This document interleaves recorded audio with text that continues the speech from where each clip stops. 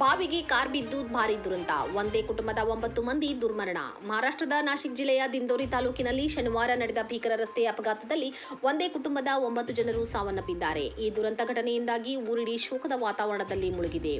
ಚಾಲಕನ ನಿಯಂತ್ರಣ ತಪ್ಪಿದ ಕಾರು ರಸ್ತೆ ಪಕ್ಕದ ನೀರಿನಿಂದ ತುಂಬಿದ್ದ ಬಾವಿಗೆ ಉರುಳಿ ಬಿದ್ದಿದ್ದರಿಂದ ಈ ದುರಂತ ಸಂಭವಿಸಿದೆ. ಮೃತರನ್ನು ಸುನಿಲ್ ದತ್ತು ದರ್ಗೋಡೆ, ರಾಖಿ ಸುನಿಲ್ ದರ್ಗೋಡೆ, ಉಷಾ ಅನಿಲ್ ದರ್ಗೋಡೆ, ಶ್ರದ್ಧಾ ಅನಿಲ್ ದರ್ಗೋಡೆ ಮತ್ತು ಶ್ರಾವಣಿ ಅನಿಲ್ ದರ್ಗೋಡೆ ಸೇರಿದಂತೆ ಕುಟುಂಬದ ಇತರ ಸದಸ್ಯರೆಂದು ಗುರುತಿಸಲಾಗಿದೆ.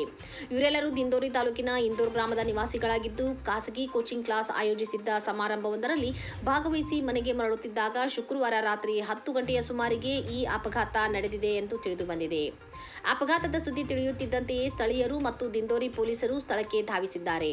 ರಾಷ್ಟ್ರೀಯ ವಿಪತ್ತು ನಿರ್ವಹಣಾ ಪಡೆ ತಂಡ ಕೂಡ ರಕ್ಷಣಾ ಕಾರ್ಯಾಚರಣೆಯಲ್ಲಿ ಪಾಲ್ಗೊಂಡಿದ್ದು, ಬಾವಿಯಲ್ಲಿ ನೀರು ಹೆಚ್ಚಿದ್ದರಿಂದ ಮತ್ತು ಕತ್ತಲಿದ್ದ ಕಾರಣ ರಕ್ಷಣಾ ಕಾರ್ಯಕ್ಕೆ ಮೊದಲು ಅಡಚಣೆಯಾಗಿದೆ. ನಂತರ 2 ಹೈಡ್ರಾ ಕ್ರೇನ್ಗಳ ಸಹಾಯದಿಂದ ಶನಿವಾರ ಮುಂಜಾನೆ ಸುಮಾರು 12 ಗಂಟೆ 15 ನಿಮಿಷಕ್ಕೆ ಕಾರನ್ನು ಹೊರತೆಗೆಯಲಾಗಿದೆ.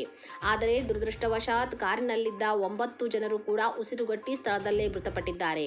ಮೃತ ದೇಹಗಳನ್ನು ಮರಣೋತ್ತರ ಪರೀಕ್ಷೆಗಾಗಿ ದಿಂದೋರಿ ಸರ್ಕಾರಿ ಆಸ್ಪತ್ರೆಗೆ ರವಾನಿಸಲಾಗಿದೆ. ಈ ಬಗ್ಗೆ ದಿಂದೋರಿ ಪೊಲೀಸ್ ಠಾಣೆಯಲ್ಲಿ ಪ್ರಕರಣ ದಾಖಲಾಗಿದ್ದು ಹೆಚ್ಚಿನ ತನಿಖೆ ನಡೆಯುತ್ತಿದೆ. ಒಂದೇ ಕುಟುಂಬದ ಇಷ್ಟು ಮಂದಿ ಸಾವನ್ನಪ್ಪಿರುವುದು ಇಡೀ ಗ್ರಾಮದಲ್ಲಿ ಶೋಕದ ವಾತಾವರಣ ನಿರ್ಮಿಸಿದೆ.